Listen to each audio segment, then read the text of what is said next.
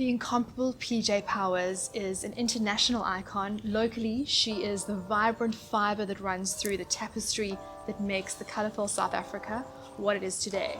So controversial was her music that it was banned in the 80s, but so mesmerizing was it that it captured the heart of one of her biggest fans, Nelson Mandela, and he described her as an incredibly important South African. PJ, thank you so very much for chatting to me. I have followed your career for as long back as I can remember, and you are one of the real icons of South Africa. Thank you. I think part of the, very vibrant, colourful part of the tapestry that is South Africa today. So could you tell me a little bit about where you started from Penelope Jane Dunlop in Durban and how you evolved to PJ Powers sitting here today? I'm one of those lucky people that knew what I wanted to do from the age of 5. I never ever wanted to do anything else. I never entertained the thought of doing anything else. From the age of 5, I used to follow my sister around. My mum had 3 kids in 3 years, and then 6 years later I was born. So I had a sister that at the age of 5, I used to follow her around. I must be so irritating. I used to follow her around the house with a microphone saying, please won't you interview me? Because in my head, I was a famous singer. Not just a singer, I wanted to be a famous singer. Mm-hmm. And so that was my trajectory. And it's kind of like, and I don't want to get airy-fairy about it, but it's kind of like I really am the manifestation of you believe what you become what you believe. Right. Implicitly, you become what you believe in. And I had an enormous amount of self-belief when I was young. It's waned, and I have, as time and as the USB of life works further into your neural pathways, these insecurities and all of those kind of doubt and fear set in, which of course I didn't escape. I haven't escaped it. But when I was young, I was completely focused. I got a matric, which I thought was completely unnecessary, but my father made me get one. And I went straight from Durban to Johannesburg, and at 17, and just won a talent contest. We had an all-girl band called Panther, and then went on to join a band called Hotline. We became extremely successful in the 80s. We were flying around in Lear jets, but like everything, I mean, not like everything, not like the Rolling Stones, but it came to an end after about 8 years. But management had been clever. They already, it had become PJ Powers and Hotline. It became Powers when I was 18 at the insistence of the record company. Well, they gave me 3 names to choose from. And if you'd heard it was Presley, PJ Presley, Penny Lane, or PJ Powers. I mean, go figure. What would you have picked chosen? Well. Yeah, and it's worked for me. And I feel very, I'm proud of being a Dunlop, but I'm Powers. I've been at Powers most of my life. Yeah. So that's where, and then just pure determination and trying to stay relevant, trying to mix and have a lot of young friends, because I love youth in terms of how it ignites you and what it pulls out of you. So that's what I've always tried to do, is in order to stay relevant and stay current. Also, I think that the fact that I was involved in fighting for freedom in this country, very involved, with being on the fringe of politics, because I got a letter from Nelson Mandela when he was still in prison, and he warned me. He said, don't become political, you lose your power. So it was very relevant. It's always been in the back of my mind. But, and it, I mean, there's a massive, massive tidal wave that's of love and appreciation. And going into the townships when I was in 1982, which was, if you think about 1982, well, you're probably too young to even think about 1982, but 1982, this country was at its hottest in terms of apartheid from 82 to 92. Those years incredibly volatile. And I was suddenly wonderfully accepted by the black people in this country, and with open arms. Do you think that led you a bit to delve into more of that genre, of this really cross-cultural Afro pop that you took on? Do you think that there was an element of defiance in going more into that? I don't think so. I think that, the song that got me into the townships, there was no plan. This was a completely organic thing. There was no attempt on being crossover or anything like that. It was a completely organic thing, and I think that's the reason it has sustained, and I think it's the reason that my career has sustained, this massive, huge career that I've had, is because it's completely authentic. And the You're So Good to Me was just a rock ballad. Yeah. But I hadn't thought, apart from Miriam Makeba, I hadn't thought, who I adored when I was little, I hadn't thought about black music, crossover music. It wasn't in my frame of reference. And just being in the townships and being so big in the townships and being exposed to bands like the Soul Brothers, Ladies of Black Mambazo, every weekend we would be somewhere in the country performing. It was a very natural. I started to think, wow, why is my influence American? Why is my influence British? But that's the way the country was. You know, people spoke with an American accent. Yeah. Because that, if you were famous, you had to be American or English. So I got rid of that very soon in my career. I wasn't hooked on being overseas. You know, I developed myself in my country, and anything that's happened internationally has also been completely generic. You know, just got a call this morning. I'm performing in Wales at the end of the year. That's all also been completely. So it wasn't a plan. It was something that I just thought. I'm influenced by Aretha Franklin, and there's Margaret Singana sitting there with just the same amount of talent. Why? And it filtered through, subconsciously filtered through. You speak about, I've heard you speak before about a night that was so impactful in your career and your life, I suppose, in 1983 in the Jabulani Amphitheatre in Soweto, and you got given the name Tandeka.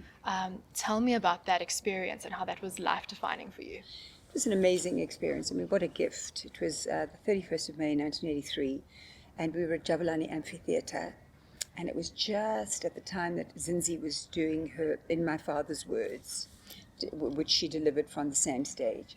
And I was invited to perform in Soweto, and I kind of was like, why, you know? How come? And after singing You're So Good to Me, which was the hit at the time, I was just, the compere ran back on stage and said, you must remember we were the only whites at the concert with the guys had mullets. I mean, think about the 80s. I had hair from here to Lady Kimberly, and I was dressed in I looked like a Zulu version of Desperately Seeking Susan. I just put on anything that I thought was vaguely African, you know. And the guys were in stonewashed jeans and mullets, and you know, it was just, we were so uncool. Were you blown away by that? Oh, completely. And the compere ran back and he said, we're going to marry this woman today to Soweto. And what should we call her? And the crowd shouted back, Tandeka, which means the loved one. Yeah, it was, I do.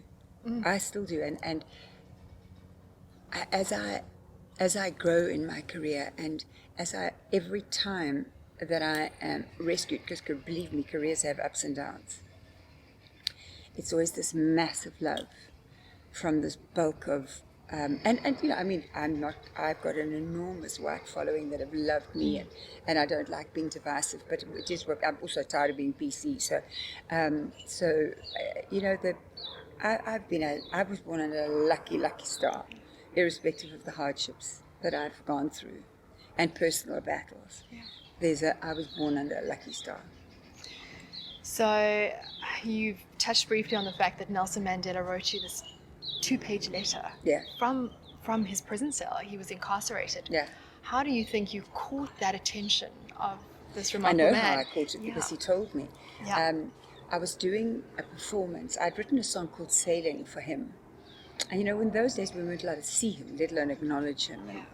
But it was in the middle to late 80s. And I did a show at Howard College at the so-called bastion of liberalism. I call it glibberalism, in the last outpost Natal, where everybody was like the progressive party, you know. So it was like Vomitsville actually. But and I went and I performed at Howard College, which was, if this had happened in Potchefstroom, or I would have honestly and truly been not surprised. But in fact, it was the reverse that happened. Formed at Howard College, and Psycho Reptiles, go far as back as that, Google them, they were on the same stage, and they incited a lot of animosity in the crowd. I was going on after them. I was closing the show, and I did the song, and I said it was for Nelson Mandela. I wasn't afraid, and they threw beer cans at me, and they carried on, and they pelted me, and you know the empty ones ran out, and then we were being pelted with full beer cans, and the band was saying, by then I'd gone solo, I had my own band, the band was saying, we've got to get off the stage, I said, we will not leave the stage. They will run out of cans before we leave the stage. And that's exactly what happened. Wow. And that somehow, Nelson Mandela had started to get press through, was starting to filter through. And in the letter he said that this episode had filtered through, and also I'd gone to Namibia, and I'd performed for the opposition, because I did a lot of border war concerts. You know, I was banned after the one I did in Zim. But that's when he noticed me. Some of that stuff got through, and I received this incredible letter. You've written an incredible autobiography, Here I Am, and you speak about career highlights and also some really dark lows that you've gone through. Yeah. Your struggles with addiction you've spoken openly about. And more importantly, I guess, overcoming that. I don't think one ever overcomes it. You just surrender to it, you know, and Yeah. you just know that it will always follow you. My addiction will follow me for life. Do you still feel it? Is it something No, you I'm not conscious of it every day, but Yeah. I really do put myself, if I become too unconscious of it. Yeah. I am an addict. I've been 11 years clean and sober, and, you know, that's what I am. I'm a recovering alcoholic. And please God, I'll never forget that, because no, I don't think any amount of celebration. It's just the kind of addiction's the kind of thing that if you think you have it licked, you're in danger. So for all the recovering addicts out there, and for all people that want to, it's a wonderful, wonderful journey. It's hard. It's the hardest thing I've done, but it's a wonderful journey, and it's a lifelong journey. Yeah. What was the that point? you do one day at a time. One day at a time. Was there a point that you got to that you said, I just don't want to do this anymore? And that became a turning point? Is that how it worked? You know, I was in and out of rehabs. I went to 5 rehabs. Yeah. And then I finally got my ass into the rooms, the AA. Half the time I was drunk. But I just kept going back. Because frankly, I was sick and tired of being sick and tired. I mean, my second to last drink that I had was Flex hairspray. I mean, I drank the Flex hairspray because you kind of learn in rehab where to find this stuff when real bottle store stuff runs out. Yeah. And I downed a bottle of hairspray. I'd had 2 alcohol seizures in hospital. And then that was in the December, I think. Yeah, it was. New Year's Eve, I was in rehab of that year, 1999, and 2009. I'm lying, 2009. And then in the January, I was at one of my niece's weddings, and I drank a glass of champagne after the episode of the Flex hairspray, and I just thought, this is madness, and I just have never picked up another drink. I believe it's a combination of the universe has got my back, God's got my back. I'm a tiny little speck of no more than a grain of sand on the universe, and they've put it all in perspective. And slowly I've emerged, luckily, emerged from that very dark, very just dark, you know. I literally closed my windows and doors and curtains and slept I was passed out for 3 years. Wow. And the music would have switched off for you too, I completely. imagine. Yeah. My career was, you know, Yeah. that was the thing, is coming out there thinking, what am I going to do now, you know? But I learned so much on this journey that I've been able to use that Yeah. as other assets in my treasure trove of stuff that I can use to make a living and be better every day. Try to be better every day. An incredible strength that takes, an inner strength. You've always seemed to me and to everyone as this trailblazer who's incredibly brave and confident and courageous. Do you think of yourself that way? Do you think of those are characteristics that you've always had, or do you work hard in spite of them? I work very hard. I work very hard at being that person. Yeah. I think that I'm a complete mixture of being the loudest person I know and the most trailblazing and the most fearless and strong and driven.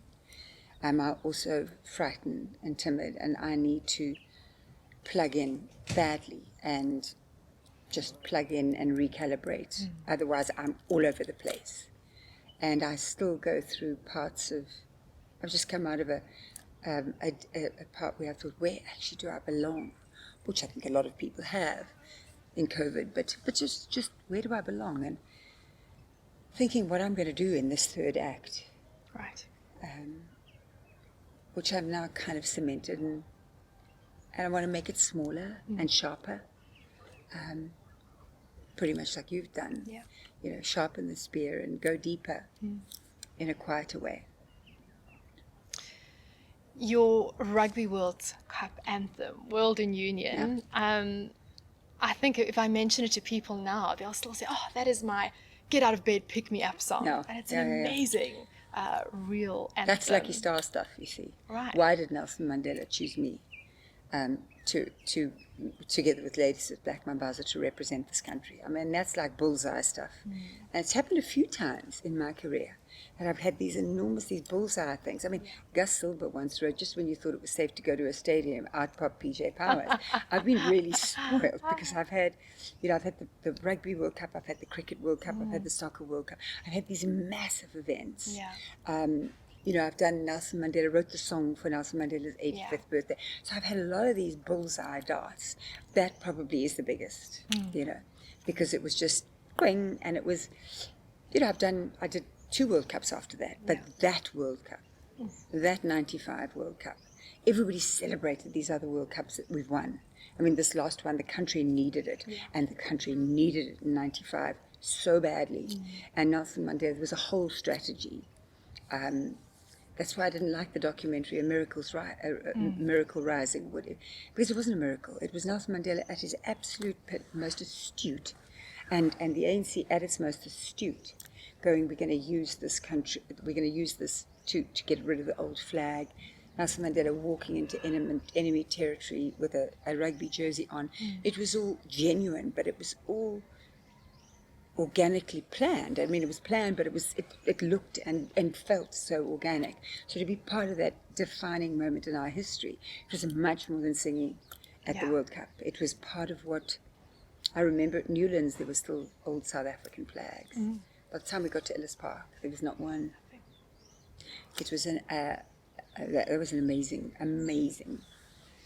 journey. You've carried briefcases of documents secretly across country borders and been so much a part of a movement that is so critical and so vital. Do you feel incredibly proud looking back on that, being part of that process? I loved the old ANC. Yeah. I loved the stoicness, the dignity. I was so lucky to experience men of that caliber, and women.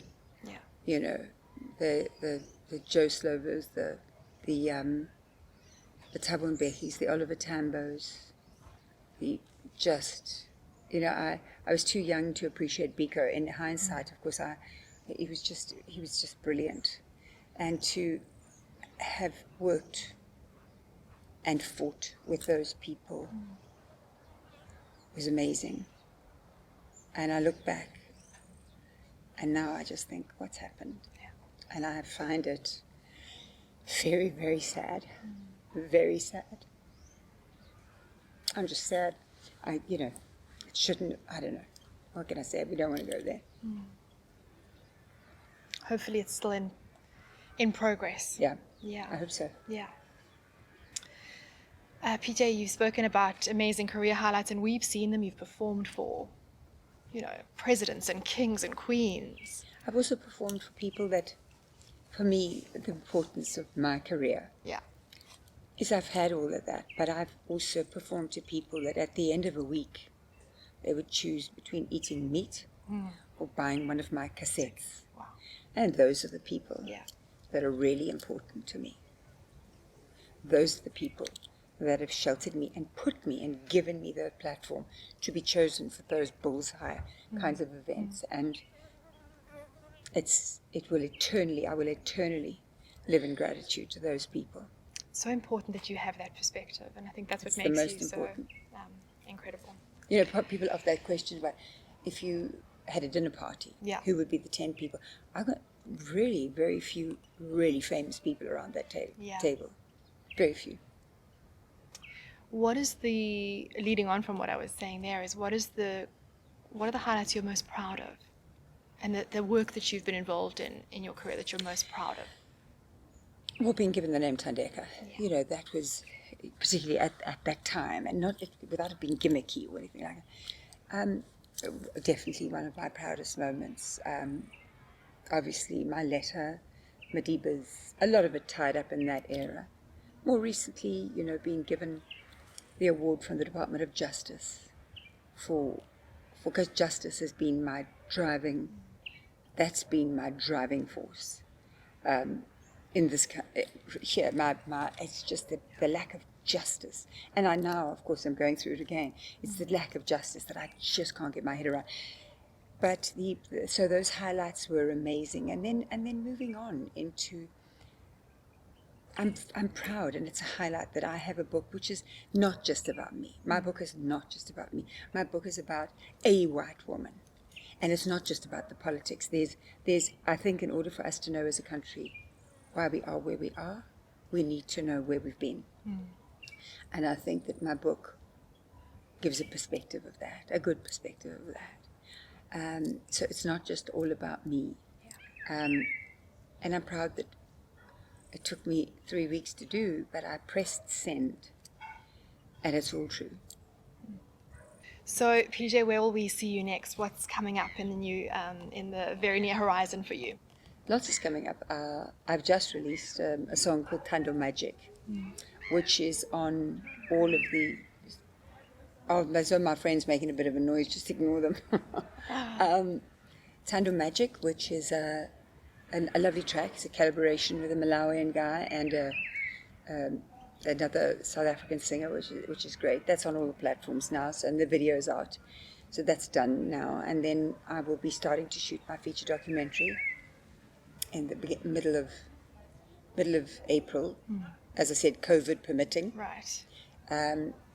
So that's going to be happening, and then I will go on to, I think, an interesting pajama range will be coming out at the end of the year, beginning of next year, called PJs, obviously, and I'm not going to call him anything else. And I'm doing a fantastic collaboration with a hugely talented two people, Pauline Malefane, who is a wonderful opera singer, and a genius director called Mandisi Diante, musical director. And they're intimidatingly good and talented, and it's that blend of Africanicity which I bring to the party, and then to black people in South Africa who have taken on this incredibly Eurocentric art form in terms of opera, and blending them and doing it in vernacular, doing some Xhosa songs. So that's done. I mean, we've just got to get into the studio and do that. I'm going to be working on my coaching, which I'm loving at the moment. People can get hold of me on Instagram or on my Facebook. I'm loving doing the coaching. I'm starting my podcasts, sort of vlog podcasts, Right. because the written word is not my friend. I need the spoken word. I need to be animated. So I'm going to be doing those sort of minute-long, bite-sized chunks. And just, rolling and being interested in other things, and really opening up from just the music, which is sacred, and it will always be a part of me. And my country will always be sacred and come right at the top of my list of things that I love. but also broadening that whole thing so that I can take this wealth of my trials with addiction,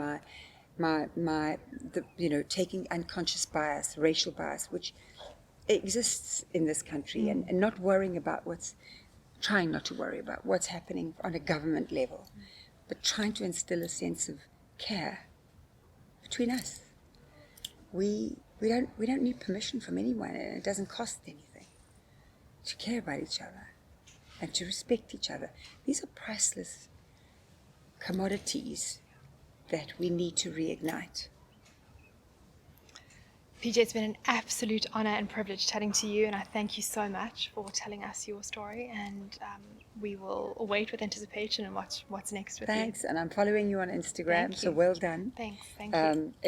I've seen the other people that you've interviewed, and you're doing good, girl. You're in good company. You're doing good. Thanks, PJ. All the best. Thank you.